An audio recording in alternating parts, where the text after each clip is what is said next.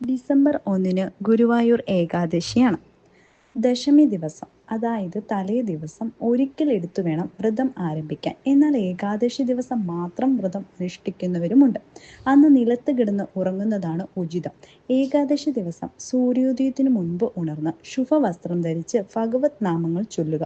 ഭഗവത് കീർത്തനങ്ങൾ കേൾക്കുകയും വിഷ്ണു ക്ഷേത്രത്തിൽ ദർശനം നടത്തുകയും ചെയ്യുന്നത് വളരെ ഉത്തമമാണ്.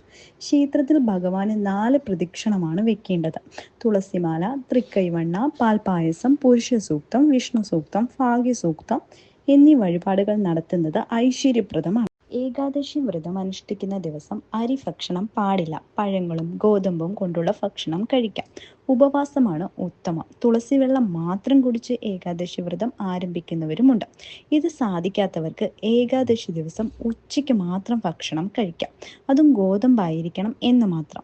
അത്താഴം ഒഴിവാക്കി 2 നേരം മാത്രം ഭക്ഷണം കഴിച്ച് ഉപവസിക്കുന്നത് 2-3 നാളിലെ പാപം മാറ്റുമെന്നും ദിവസം മുഴുവൻ ഭക്ഷണം കഴിക്കാതെ ഭഗവത് നാമങ്ങൾ ഉരുവിട്ട് വ്രതം അനുഷ്ഠിക്കുന്നവർക്ക് 7 ജന്മത്തിലെ പാപം മാറുമെന്നും വിശ്വസിക്കപ്പെടുന്നു. സർവ്വ പാപങ്ങളും ഇല്ലാതാക്കാൻ മോക്ഷദാതാവായ ഗുരുവായൂരപ്പനെ അനുഗ്രഹമുണ്ടാകാൻ ദിവസം മുഴുവൻ നാമജപത്തോടുകൂടി കഴിയുക.